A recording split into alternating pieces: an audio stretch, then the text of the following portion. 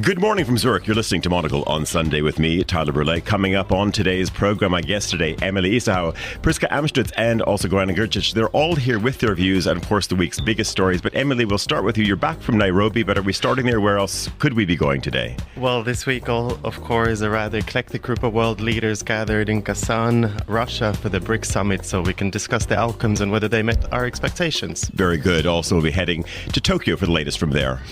I'm Fiona Wilson, Monocle's Tokyo Bureau Chief. I'll be joining to talk about today's general election in Japan and why Halloween has gone virtual in Shibuya this year. That's very good news. Plus, our foreign editor, Alexis Self, gives us the view from London, and the head of programming for Zurich's International Jazz Festival, Rüegger, is here about the upcoming event. It's the 27th of October, 2024. Live from Zurich, this is Monocle on Sunday. Live from Zurich, this is Monocle on Sunday with Tyler Brûlé. And good morning from a somewhat sunny, definitely autumnal Zurich. You can really feel that this is the shift of the season. I'm very happy to say a wonderful group of guests around the table. We'll start with Priska Amstutz. Listeners, you might have recalled her as of course, a voice around this table, and certainly a very fine one. Was in the world of journalism, has now moved over to the world of communications and is looking after all the marketing and comms at the wonderful Kunsthaus here in Zurich. I will start, of course, welcoming you, but also, what's it like going over to the dark side? It's very inspiring and also a bit freeing for me, yes. But I was going to ask you, once a journalist, always a journalist? It is interesting because it's of course, I think my business card says chairman and I don't know, something like editorial director on it. But people say once upon a time you used to be a journalist. I always feel like I'm still a journalist. I don't know about you, but yes, I think that's very true what you say. Once a journalist, always a journalist. There's a lot of storytelling and content production also in communication and marketing. So focusing also on these aspects. Very good. Well, listen, we'll be talking a little bit in a moment about a very significant exhibition and an important visit that you had this week as well. Also, Gorana Grgić is also here as well. Of course, senior researcher with the Swiss and Euro-Atlantic Security Team at ETH here in Zurich, and that's part of the Center for Security Studies. Good morning. Nice to see you. Great to be here. Now, we're going to keep this show running crisp and sharp because you've got a plane to catch at 1 o'clock. You're heading to Washington, D.C. Where else have you been out in the world lately? I am indeed. Well, I've been crisscrossing different European countries between Germany, Italy, Croatia. So that's been the sort of past couple of weeks, and also quite a few trips to the US, which I shouldn't be saying out publicly because ETH is very conscious about our carbon footprint. But these are things we can't do on Zoom. So just to the leadership of course, the Chancellery. Understood. And then following the US election, it's actually going to be quite a busy schedule for me with the different wash-up events, whether they are in Switzerland or everywhere from Bucharest to Brussels to London and sort of in between. So I'm bracing myself for the next 2 months. So jumping over to DC, you're there for the election or just nipping back before, or if you can say? I can say I'm going to be observing everything from the front row up until actually the day before the election day. So I'll return here to be sufficiently safe, a safe distance of the ocean between us for the election day because I have work commitments in Zurich. That's the only reason. But I am quite looking forward to being in DC for the final week of the US election campaign. Very good. We'll talk a little bit, or maybe a lot about that today as well. Eemeli is out here as well. Of course, he's not in charge of, but part of the peace mediation program. Also at ETH. I was going to ask, do you two cross over in your security world and peace mediation world as well? Do you cross in the hallways or what happens? Or no? I mean, we know ETH is a huge institution. No, but we are actually part of the same extended family. That's the term I use. So we kind of are both directors, are the same professor. So my program is definitely part of the extended family of CSS. Yes. So yes, but it's great to meet colleagues here at Monocle. So you are really connecting colleagues. Good. I'm glad. Well, this is the point. I mean, you made this little disclaimer just now, Gorana, about carbon footprint and of course having to, somehow acknowledge that, yes, there's many things you can do digitally, but both of you are art world. Of course, I'm sure there are many conversations that probably cannot happen even over the most secure lines. They have to happen face to face. Of course, you're in the world of mediation. I'm wondering, is there, of course, you are getting on planes, etc., but is there an understanding about the importance of coming together to resolve differences, to engage, because we see so many companies right now, of course, and I'm sort of surprised coming off the back of the pandemic. We saw that there's so many things we could do, but also that we can't do simply across various lines of communication. You have to be face to face. Is that a program? Is there this consciousness and understanding? Eemeli, I'll start with you, but. 100%. I mean, in the world of peace mediation, where you're dealing with highly confidential issues, but beyond that, you need to build trust between people, between negotiators across the peace talks table. So absolutely, you need to, have lunches together, you need to have dinner together, and you need to have those occasions for informal conversations when you can test the waters in a lot more safer of a space than online. Having said that, of course, during the pandemic, even the mediation world went at least partially online. In the context of Libya, for instance, they had public consultations and power sharing discussions on Zoom, and that can happen as well, but it does come at a cost. And often what you see more than going fully online is a hybrid setup, so that some parts, preparatory discussions, for instance, might take place online, but then the really nitty-gritty, detailed discussions do take place in person. And I mean, we've also published a paper relatively recently on contact theory, when you bring different groups together, whether that can take place online, and we would argue it can, but it takes a lot more effort, and often it's easier to go online once you've met in person already. Gorana, what's your take on that? I would agree 100%. There is no substitute for human contact. And as you said, some of these conversations, simply because of the confidentiality, can't take place on any kind of encrypted line, as much as that would be a way bigger sort of cost saver in terms of travel time and related resources. But I would also say one other thing. I think that as human beings, and this is actually something Priska and I discussed just before the show, coincidentally, there have been studies about how actually humans interact with different digital interfaces. And as humans, we are not wired to look at someone on screen in the eyes for so long. As animals, if you keep on staring, that poses some sort of threat, right? And you would want to come somewhere, if you want to build trust, you would want to come into contact with that person, right? To have the human shape. And I think that, again, as we sort of reintroduce now these hybrid modes, I think that a lot of these conversations that I've been part of have established that there is this model maybe for us to meet for some sort of capstone meetings or for the introductory meetings. Then we can take things online and then sort of revert back to when we need to really meet. So it made us think a bit more about how to do things efficiently, because for sure there are things, not every meeting needs to be an in-person meeting, which I'm sure you would agree even in the sort of corporate world and world running organizations. Wholeheartedly. Priska, on that, when you think about, of course, building out your new program and how you want to communicate with the Kunsthaus here in Zurich to the world, do you think we could remember, of course, during the various editions of Art Basel, etc., that there was, of course, this digital move that you could get a concierge who would then take you around the entire fair with an iPad and show you the works of art. Are you implementing a program where people can come and visit the Kunsthaus as well and look at all the art online and charge a fee for that? Yes, I mean, we have a lot of digital projects and try to incorporate this too. Also, availability is an issue, outreach.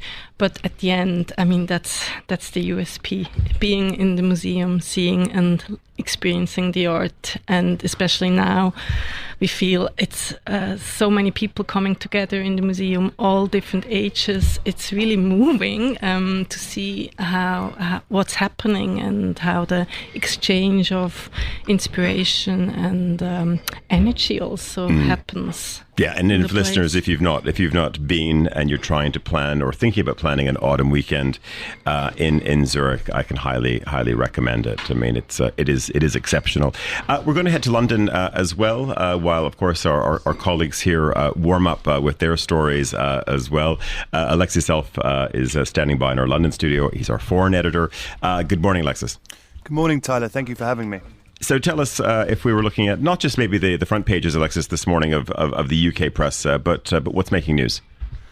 Well, in the UK, in the Sunday papers today, we're still talking about the budget next week. Rachel Reeves, the first female chancellor, is delivering her budget next week. It must be the most trailed budget in history. So still a lot of chat about what will and will not be in there.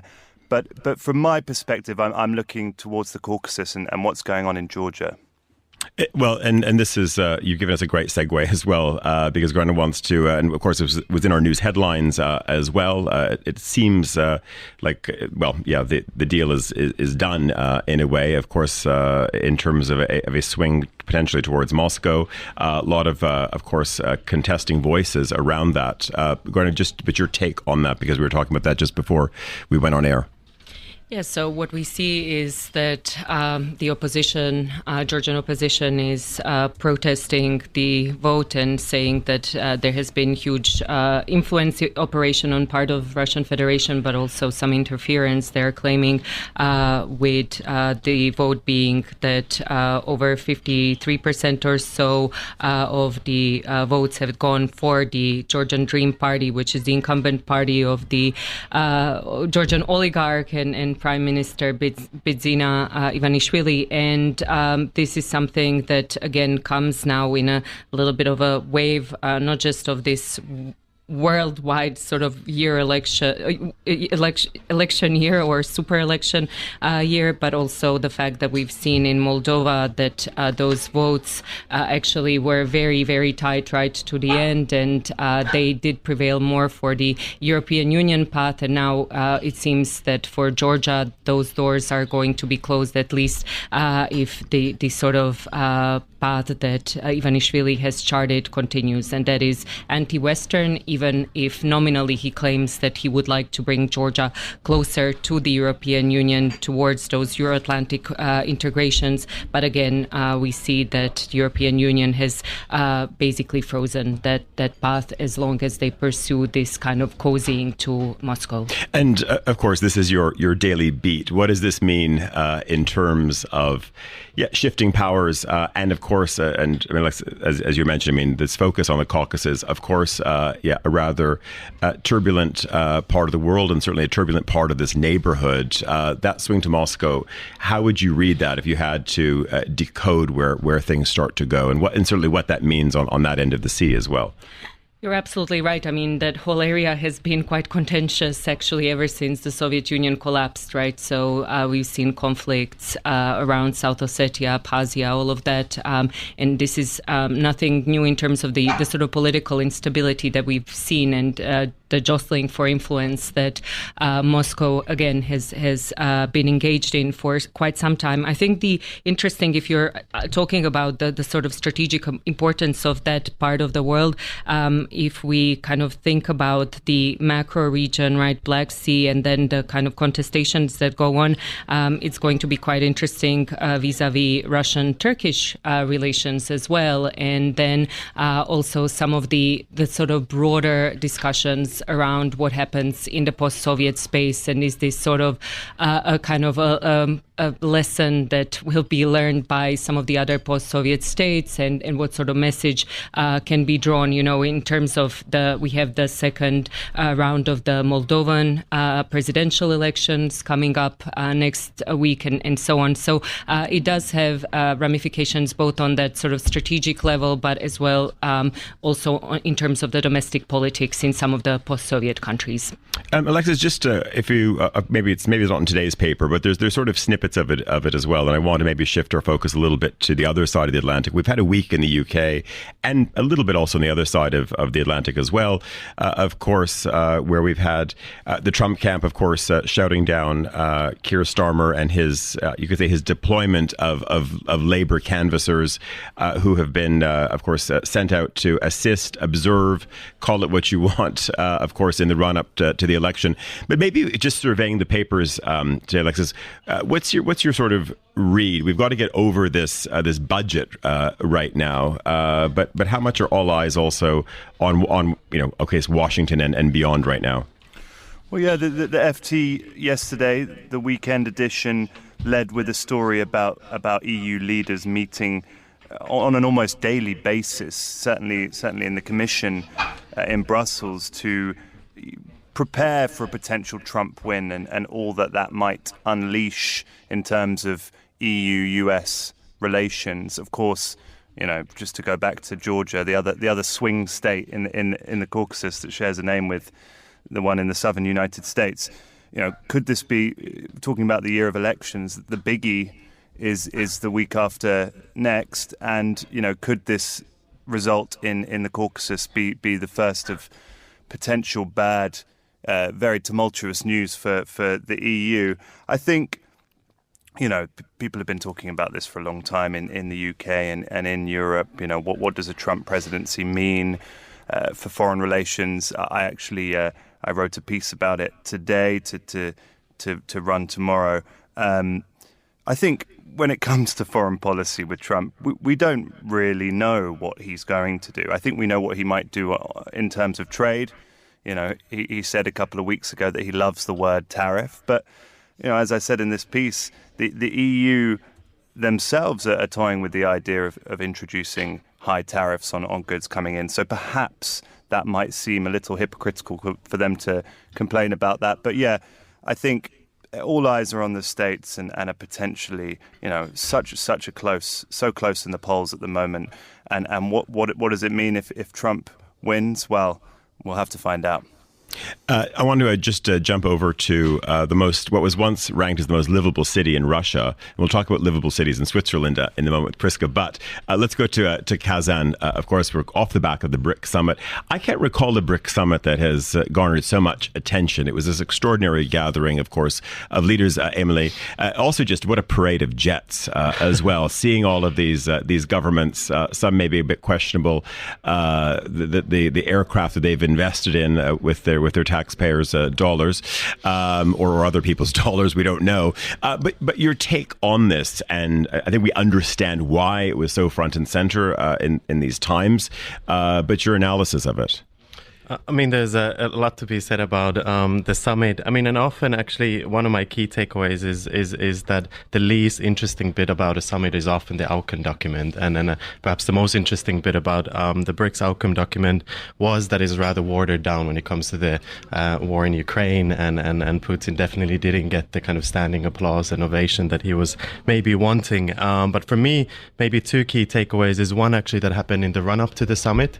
Of course, the BRICS is a rather non-homogeneous group of states. You have traditional foes like Egypt, Ethiopia, Iran, UAE, and India and China as part of the group. And India and China, of course, reached a pact on their rather undemarcated border, and it's patrolling in the run-up to the summit. And that led to their heads of state meeting for the first time in 5 years. So there's some hope that the economic ties between the two countries will be strengthened now, and business ties. India had banned kind of hundreds of Chinese mobile apps and direct flights after the 2020 incident in the Western Himalayas that left both countries' soldiers dead. So there's some reason for optimism there. I think the bigger conversation to be had, and definitely will continue in subsequent BRIC summits, is the international financial system. So I do think there's some very genuine concerns about the underrepresentation of emerging economies in the international financial system, not least in the International Monetary Fund. And just last year, I think it was the first year in decades that the net flows for developing countries countries turn negative, so they're paying more to service their external debts rather than getting new financing in. So there are some genuine concerns about that, and then I think that conversation, even though now a lot of the news analysis is that it was a failure at this year's BRICS summit to kind of reinvent the financial system, but that will not go away, and that's perhaps the only thing that really unifies this rather eclectic group of people. Again, it's not a homogenous group, and I would see in the future more of these tensions within the BRICS, especially if it's going to be expanded. Putin said that there upwards of 30 countries still wanting to join the bloc. That will make consensus building within the BRICS ever more harder in the future. But that's perhaps the one unifying thing they do have, is that they want to reinvent or at least contest and balance the international financing system. And just to maybe quickly, Alexa, I'll come to you on the same question, but just to Gorana, how much of this is, of course, about understanding, how much of this is about stimulating trade, how much of this is about forming an alliance, versus how much of the BRICS today also about a share of voice, a point of view on the world stage, maybe a sort of a counter swing against this Anglosphere that we all occupy, and also we recognize the problems of a narrative which is so dominated by, of course, yes, Washington, but also London and Brussels as well. So we first have to understand that the Kazan meeting was a huge PR coup for Vladimir Putin, because the story is the one of the battle of narratives. And for quite some time now, for all the duration of the full-scale warfare in Ukraine, we've been talking about isolating Putin. And here he was able to show that he is able to gather the leaders of countries which these days actually combined outweigh the G7 in terms of their economic output, right, in population for sure. And in that sense, to show he actually has quite a grouping, coalition around him, even if it's a loose one, even if it's cacophonous and might not actually act in that sort of concerted and coherent way, in the way that G7 would work, right? On top of that, he had the Secretary General of the United Nations come over, shake hands, right, which has caused quite a controversy in Ukraine as well. So on some of these metrics, he has done quite well, and it is a battle of narrative. Now, in terms of projecting and I would say Eemeli is quite on the money here, what this will mean down the line, I would underline that even with these sort of things like the Sino-Indian detente momentarily, doesn't necessarily change the structural calculus underneath, right? That these are both countries that aspire to sort of great power status, that both Xi and Modi are nationalists, and ultimately these deals can last for only as long because those things, if they remain unchanged, right, are going to sort of press and kind of create friction between the two of them. So on that note, I think narrative-wise, this is a coup. This is a victory for the BRICS Plus now, the 9 countries that are part of that. But in terms of the substance and delivery, there is still so much to be seen. But again, sometimes the stories that we tell are as important as the things we do. And in that sense, if we combine it with some of these sort of other pieces of news that we've heard over the past week, whether it's the Georgian election or whether it's North Korea sending its troops to Russia and so on, we do see some movements that are causing quite a concern to the global West as a political sort of construct and an idea. Just Alexis, back in London, how much does this impact you as an editor when you see, of course, a shift and quite a sort of a grandstanding moment on the part of Putin hosting this in Kazan, that it sort of makes and forces a bit of a rethink in terms of what happens in our own newsroom as well, because this is a number of nations. I mean, sort of voting with their feet, voting with their wings, of course, to be there to have a voice, and also recognizing that yes, we exist in maybe a Western channel, but does that also sort of shift our focus in terms of legitimacy of story as well?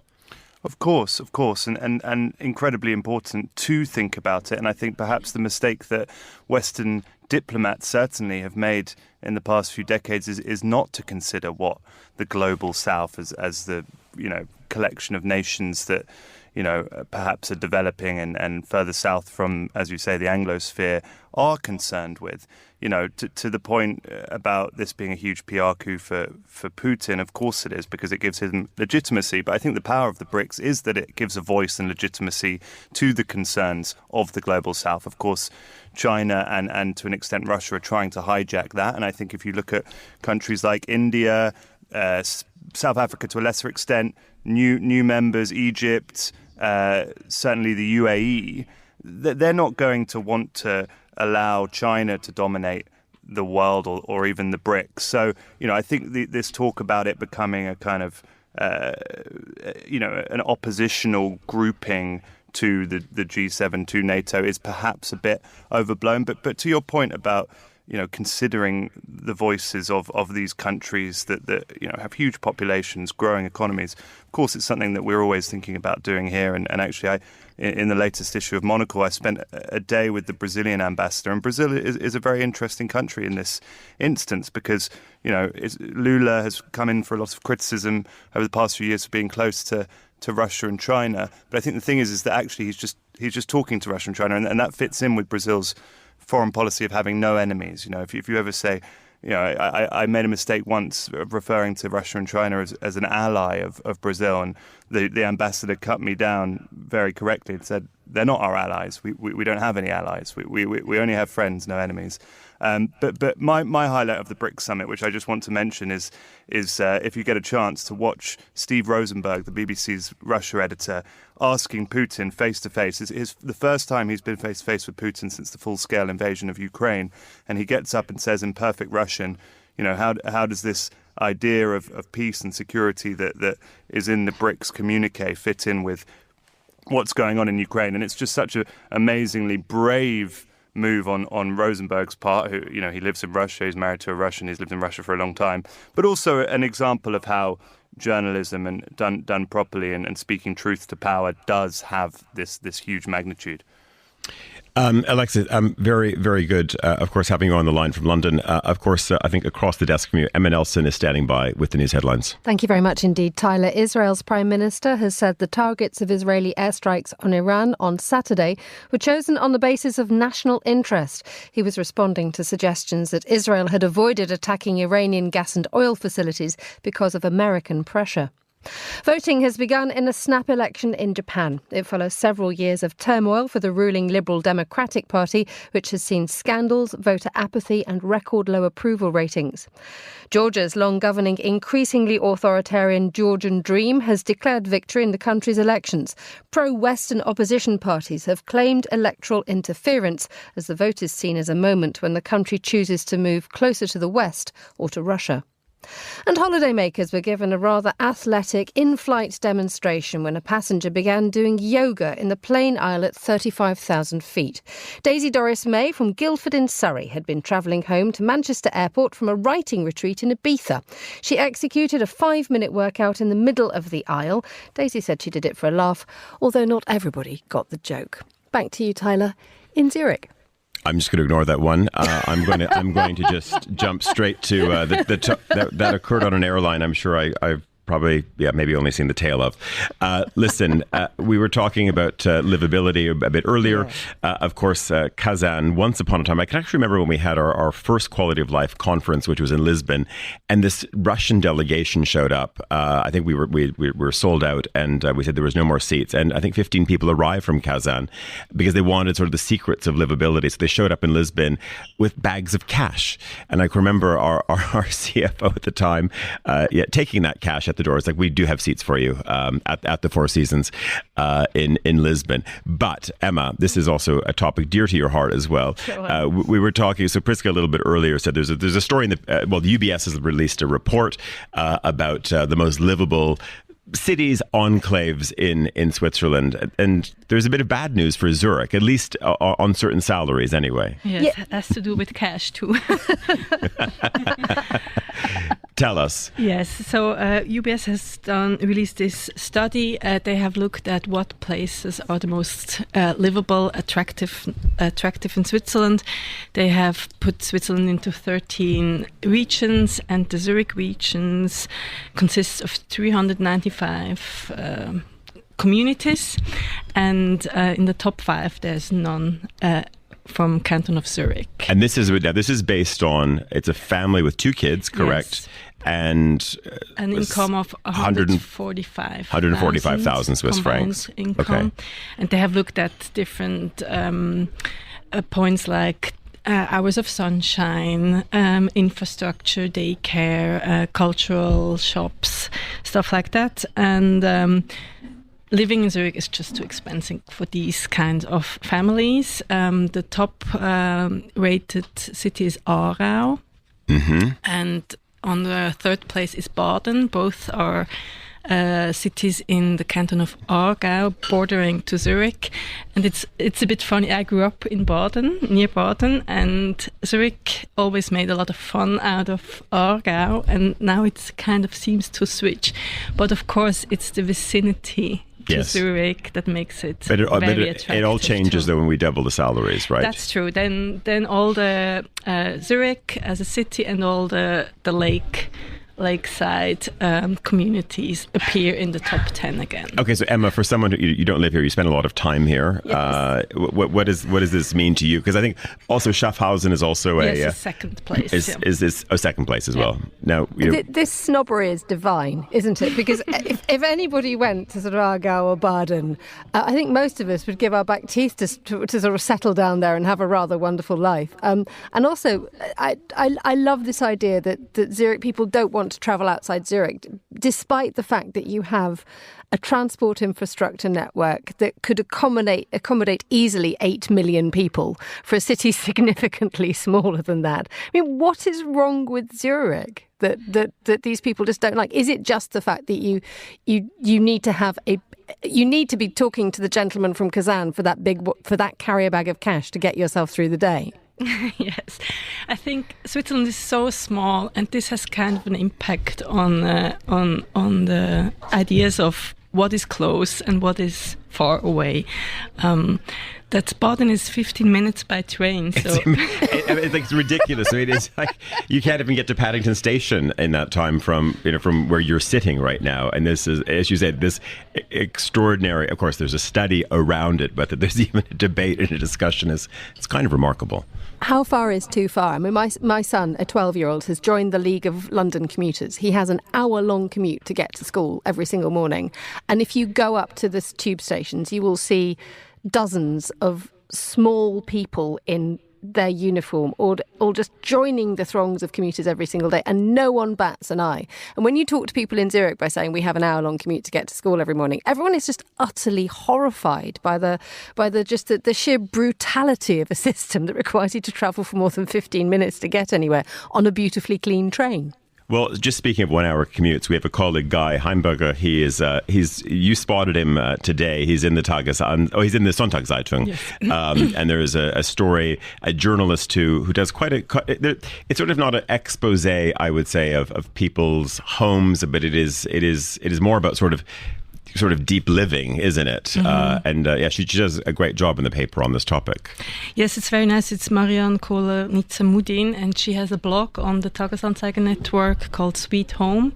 And every Sunday she portrays an interesting person with a beautiful home, and all ranges of it doesn't have to be very expensive, but very creative. And I met Guy Heimberger yesterday when I went to the Monocle garage sale and bought a coat of him, and this morning I saw his There he report. was, exactly, yeah, in sort of full view. Emma, anyway, it's great. Go look at the Tagesanzeiger today. I'm looking now. Yeah, lots of tips on Guy's little setup. Not even so little setup, but just a very nice setup in Basel. And also someone who's happy to commute every day, 1 hour. From Basel, yeah, 1 hour. I mean, which is a big deal in Switzerland. I mean, it's a big deal. But interesting, these people have time to read the newspapers. This is why we like it as well. It is true. Listen, Emma, thank you for that. A pleasure. I'm sure you're probably reading the UBS report as we speak here. I'm actually reading Guy the thing about Guy. He got it at a good price thanks to a friend who's an interior designer, and he built it himself. Yes. Well, listen, if you need anything knocked up, I can say grandfather was a carpenter, and it is amazing what Guy is able to build for us. So anyway, on the topic of craftspeople and play things well built, let's head to Tokyo right now. Our bureau chief, Fiona Wilson, is standing by in our bureau. Good morning, Fiona. Or good afternoon, Fiona. Yes, afternoon. Actually, it's already dark here. I know. It sounds like you've got your slippers on. You sound very cozy, but it's election day there. So, of course, all the TVs are fired up. And maybe just to bring us up to speed very quickly on where I don't think there's going to be any huge surprises. But anyway, it's election day nonetheless in Japan. Yeah, and who knows, there might yet be a surprise. So it's 6:38 here in the evening. Polls close at 8 p.m, so still a little way to go. But yeah, the polls are very, very tight. I mean, the big question is, will the LDP, this amazing political party that's dominated Japanese politics pretty much, since the 50s, will they retain enough of a majority to form a coalition with Komeito that they've had, for a long time? Will that go on? And it is looking a bit shaky. There are many reasons why that coalition might not be enough, and they may have to pull in another party. But, who knows? Maybe people just, as always, revert to what they know. But the polls are a bit dicey for the LDP. And what does that mean? We've seen, of course, of late that obviously this can turn into weeks, even in months of counting and recounting, etc. But I can imagine the efficiency of the Japanese bureaucracy come, the hours beyond 8 o'clock. Everyone's going to wake up watching the morning news shows tomorrow in Japan, and we'll have a pretty clear view of where we are, correct? Yeah, definitely. I mean, you're not going to see riots on the streets. It's just so that is not the mood in Japan. But, I think there's a strong feeling that the LDP has really messed up the last couple of years. Endless stories about slush funds, corruption. People they feel the economy is too stagnant. People are really noticing the rise in prices now. Bit horrified to discover that Japan has become a sort of budget holiday destination. Well, people here are actually struggling with price rises. So I think there's a lot of dissatisfaction with the LDP. And, I think the Ishiba, who's only been Prime Minister since the 1st of October, he called the snap election. He didn't have to. He's kind of made his bed. He's going to have to lie in it. But he's talking about experience and you can rely on us. And he's trying to present the opposition as, not having a plan. And I'm not sure it's going to be enough necessarily. Fiona, just maybe on the topic of tourists and of course, the fact that, depending on where your currency stands in the world, it is a bit of a knockdown holiday to come to Japan. And I think we've spent a lot of time of late also saying that just, whether it's Tokyo or Kyoto, these places just don't resemble the place, like the city that you moved to all those years ago, the city that a country I first discovered in the early 90s. It just is so different now, and I would say probably not for the better in some corners.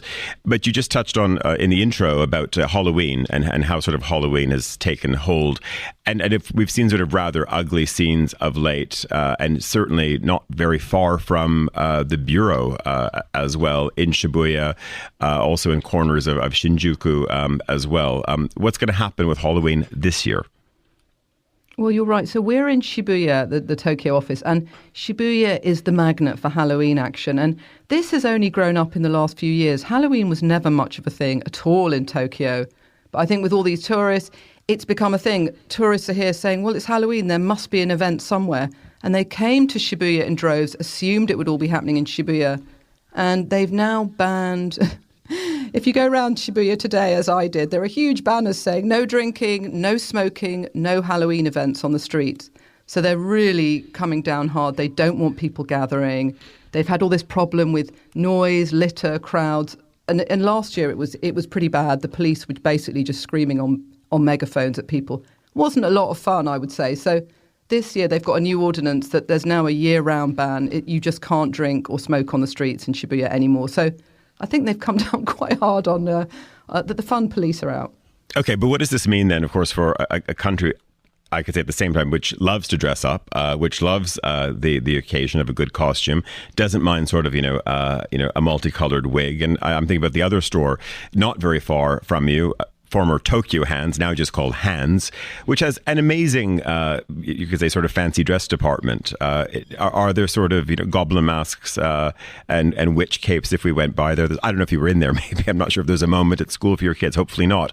But what does that sort of mean for trade? I think of also, of course, there's many other, big retailers that are in the same space as well. Tyler, of course I was in Hands today. I don't go to Shibuya without going into Hands. And I can tell you there was no sign of Halloween. And, in years gone by, that would be where they would set up a makeup stand. They had amazing costumes you could buy. It was really reliable for parents who weren't as organised as others, naming no names. You could go in there and sort yourself out in half an hour. This year, no Halloween costumes, no makeup, nothing. It's as if Halloween is not really happening. So they're complying with the Shibuya government. They're trying to pretend it's not happening. So yeah, it's quite strange. But honestly, it wasn't a great event. I thought as it grew and grew, it was really just about being in a huge crowd. There wasn't a purpose. Not everyone was dressed up. And I think you're right. People do love to dress up here. But Halloween itself was really for kids. And I don't know, in recent years, it had just become a slightly aggressive party, and it was quite difficult for people like me who live in the neighbourhood. Fiona, just before we go, first I was going to say also this is fantastic news because I'm arriving in Tokyo on Thursday, so there's going to be sort of no nonsense, no drunk Aussies, no idiot frat parties, because that's what it sort of had spiraled into. Of course, all on our doorstep as well. But just looking at autumn tourism, of course, we can talk about the state of the Japanese economy and all that it means, and certainly for Japanese households. But of course, right now it is still incredibly important, and there is this friction like there is in so many other parts of the world as well. Obviously this banning of Halloween is one part of it. Are we in a stabilization mode, or with leaves changing, it's just still as bonkers as it's always been, or at least as it's been over the last 2 years? Well, leaf turning, leaf peeping, that is a big spike in Japanese tourism in any year. And I was talking to some hoteliers in Kyoto, and they said, it's become like cherry blossom. Autumn for them is when they absolutely up their prices. It's so packed. It's completely booked out. So, yeah, we're going to see a lot of tourists. But I think we've also, if you look at the papers at the moment, almost every week there's a story about some behaviour by a tourist that locals didn't like. We had some gymnast doing a few turns on a shrine gate and apparently didn't realise it was anything that significant. So you're getting a lot of this kind of thing. We had a dance troupe on a train from New York who thought it would be great to entertain the other passengers with their dancing. Oh, I hope they were put behind bars, all of those people. Yeah, tension, I think you could say. Yeah. Okay, Fiona, we look forward to seeing you on Thursday, without the spiky witch hat. See you here. Fiona Wilson in Tokyo for us. It's just gone 10:45. And sort of quick spin around the table before we talk about jazz. Your view on this? You say it's an American export, Halloween. Good or bad?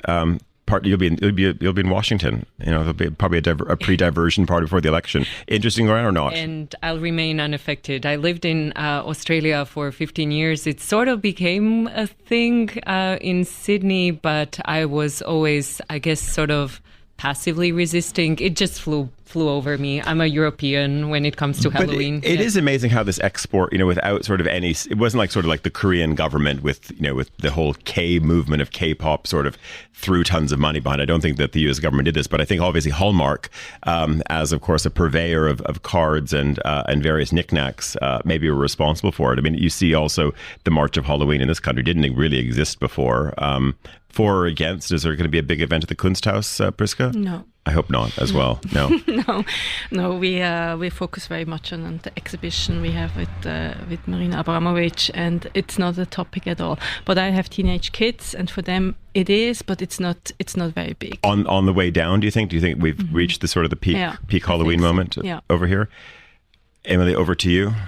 Important for peace mediation as well. Everyone should throw on a mask, maybe. I did go to an American college, so Halloween was, of course, a big reason to party. But in the context of Finland, actually, Halloween is interesting because there is a Palm Sunday Easter tradition in Finland when you do something a bit akin to trick or treating, when kids go around and they get candy, when they knock on doors and sing a song. So Finnish kids, I think nowadays try to capitalize on Halloween to have another day in the year when they can go around and get more candy. We want to end on a bit of a cultural note. Just Priska, you were talking about, of course, there's a Marina Abramovic exhibition this week. Maybe bring us up to speed on that. Also, I'm very happy to say that the Rüegger is here from the Jazznojazz Festival as well, which kicks off on Wednesday. But just tell us very quickly, this is probably your first big moment as well. I mean, a lot of attention about this Abramovic exhibition. What did we see, and what was unveiled? Yes, it's a very big moment. It was a huge week, very exciting. Marina was here until today. The whole week she gave a lot of interviews and speeches, very interesting, very charismatic person, of course, a superstar. There's a retrospective here in Zurich. It started at the Royal Academy, and very interesting, first female solo show in the Royal Academy, which is several hundred years old, so that's a big thing. And it went to Amsterdam, now it's in Zurich, and it will go to Vienna, and it's a bit different everywhere. So in fact, it's a retrospective of her 55 years of performance art. But she does in every city the show is, she does some different stuff. And here in Switzerland, she has a decompression chamber. I think we all need one of those right now. That's especially for Switzerland, yes. But I think everyone can enjoy that. And it just for our listeners, it runs till when? Until February 16th. Okay, so there's plenty of time to catch it. Come and visit. Roger is here from the Jazznojazz Festival, established mid-90s, 96, kicks off this week. Good morning. Thanks for having me. Good morning. Tell us what we can expect. Of course, the world, there's jazz festivals on various levels, etc. I think oftentimes people associate, of course, this city with, in contemporary terms, with techno and many other things. When you think about world stage, etc., where do you fit when it comes to your festival and obviously what Jazznojazz delivers? I believe we are working a niche.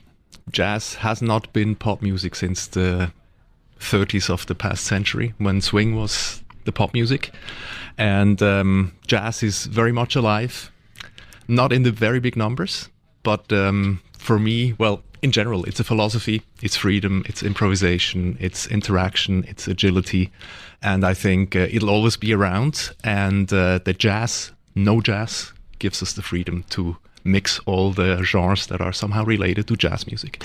Is there a challenge? Because we're talking to Fiona in Tokyo. One of the amazing things, Tokyo's got an extraordinary scale, and you could even say that even little Shibuya has a population considerably larger than Zurich does. But there is an incredible live music scene in Tokyo. Of course, there is a live music scene here. But if you put me on the spot and said it's Thursday evening, where are we going to go hear fantastic jazz? Let's say in March, it's a challenge. You don't think of let's say sort of the headline clubs that you might have elsewhere. Does that present a challenge of you? Because of course at the same time there's great musical underpinnings in this country as well. Well, Zurich has a quite huge live concert scene, and it's in a way also a big shark's pond. And I think if you're interested and you dig in a bit, you will find places pretty much every day to listen to jazz music or other related styles. Well, we have to then bring back Zürich Tip or something to be able to find that. But I guess what I was getting at is you think of, let's say, Blue Note in Tokyo, for example, that there's these sort of places which are sort of the singular brand that you sort of land, where to go. And even I'm not a jazz aficionado. I like jazz, but I'm wondering if maybe that's just a business opportunity as well. Tell us, so as this runs, what would you say are the headlines? We've also got a couple of clips here as well, of course, of performers who are going to be visiting. Who are you looking forward to? Well, headlines depend on personal taste. Yeah, as ever, of course. I'm a big fan of fine drummers. So the festival is starting really nicely for me on Wednesday with Billy Cobham, who's just an undisputed legend as a drummer, and also Dave Weckl, who made his name in the fusion as well, and we kind of cover 2 generations with that. Okay, why don't we have a little listen to Billy Cobham with Red Baron.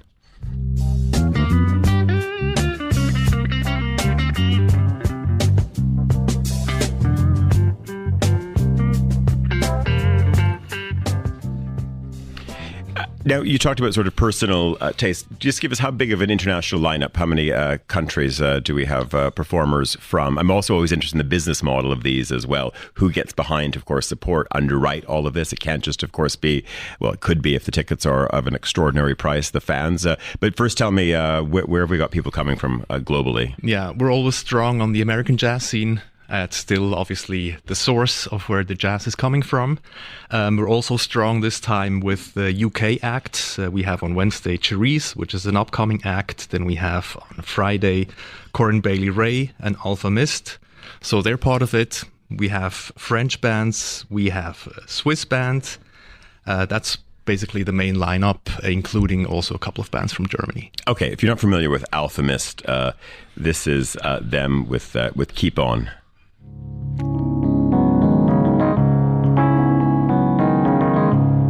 The family essentially is a community of everybody doing a different part, everybody being different, everybody, And in a household, you learn about authority, right? You learn about order, you learn about selflessness, you learn about organization, you learn about competition, and that's what a family gives you. Alpha Mist, there just in terms of venue, how it's set up. But let's come back to who's the big sponsor for this? Who's the Swiss champion of getting behind this for you? Well, thank God we've been all along sponsored by Zürich Kantonalbank ZKB. They're still with us, and we're very grateful for that. Also, we're supported by Migros Kulturprozent that are helping us out. And apart from that, it's hard ticket sales. And venue-wise, is this citywide in terms of spread and venues, or are you trying to focus everyone under one roof? We're trying to focus everyone under one roof. Basically, it's really the city of Zurich and surroundings, but as there are international acts, we have an audience from all over Switzerland. I want to play one or two more tracks with it, but I'm also going to just do a little survey around the table. We have Finland over here with Eemeli, of course, Helsinki with an amazing jazz scene, and of course, academically as well, very, very important in schools. A bit of a jazz fan over there? Yes, I like jazz. That's a no. Or that was a diplomatic answer. I don't know, but yes, you do like jazz. I do like jazz, but I was afraid that you were going to start quizzing my jazz. No. I wasn't. Listen, no. I was thinking that the only one I can think of, Tuomo. I think is sort of the one sort of jazzy act that I know from Finland. Oh wait, Roger's putting up his hand as well. These days on the piano, it's definitely Iiro Rantala. Iiro Rantala, excellent. Yeah. And the other one, but a non-Finnish one I would mention is Somi, because he happens to be the sister of my former boss, who's a great jazz singer and has performed in Zurich as well. Priska? I would agree on the level of fandom, but I have been to Jazznojazz before and also Moods Club quite a few times. So very good. Yeah. Gorana? I went to school with Tana and Alexa, who is married to Antonio Sanchez. Oh, there's much respect around the table here. I went to school with Antonio. Seriously? Yes. Oh my God, the world is so close small. Friend. So there you go. So I kind of tangentially learned a bit about this Croatian jazz scene. There was actually, speaking of institutions, back in Zagreb, it was called BP Club. Boško Petrović was like a very famous percussionist who ran this, as you wanted to have these names of like institutions, that was the go-to place. But sadly, I think in Zagreb now, there are no great places for jazz, or I might be mistaken. Maybe Roger, you have is that true or not about the Zagreb scene? It's really a sub scene. There is one. Okay. But you really have to be an insider to find the right spot. We can talk later then. Maybe set this one up for us. So Spyro Gyro, this is I think a bit of a blast from the past name-wise, or not, but tell us a little bit about them. We also like to promote artists that maybe didn't make it to the very, very top, but they just have such an amazing career. They believe in what they do. They have authenticity. Spyro Gyro is one of their bands, and they're celebrating their 50th anniversary. Okay, we'll have a little listen to that just before we go.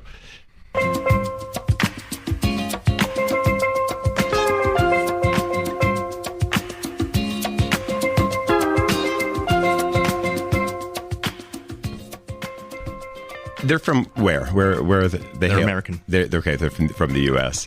It's fantastic having you around the table. So this starts Wednesday. So of course, listeners who might be in the most livable cities in Baden, Schaffhausen, Aarau, of course, can make their way as well. But continues on until when, Roger? It's until Saturday. Okay. 4 days. And there are still tickets available. If we have listeners in Paris who want to jump on the TGV. No, there are concerts just about to be sold out, but there are still tickets available. Okay, excellent. Well, very, very good having you there and having you here, I should say, as well. Gorana, you're off to the United States. We've got a plane to catch in about 2 hours' time, so we're going to let you go. It would be great having you around, I think, with a little bit of a mood taster as how things look in the US over these, of course, coming weeks and days. Good to see you. Yeah, lovely seeing you too. I know you've got students. You're going to take them up the mountain, as you always do, don't you, Eemeli, right? So, and even before our students arrive at the end of next week, we're hosting a conference up on Brûlé, starting this evening and going until Tuesday. So busy weeks ahead. Very good. And Priska, I mean, after the Abramovich exhibition, what can people look forward to? Even now, of course, is not the only thing happening, but just very quickly, what are you looking forward to after the Abramovich exhibition? What else is coming up? There's different stuff coming up next year. Roman Signer, a very big show, Swiss artist. But I do recommend also coming now, because a few weeks ago a very interesting show started. Van Gogh, Canadian artist Matthew Wong, together with some old pieces by lovely Vincent van Gogh. Very good. We're going to have to leave it there. Gorana Grgić, Priska Amstutz, also Eemeli, Isohao, and of course Emma Nelson back in London. Thank you very much. Also Alexis Self was on the line, of course, Fiona Wilson in Tokyo, and Roger from the Jazznojazz Festival as well. Our producers, Emma Nelson and Mariella Bevan, and also studio assistants here by Wati Sok here in Zurich. I'm Tyler Brûlé, back next Sunday, but I will be joining you from Hong Kong then. Have a good day. Goodbye.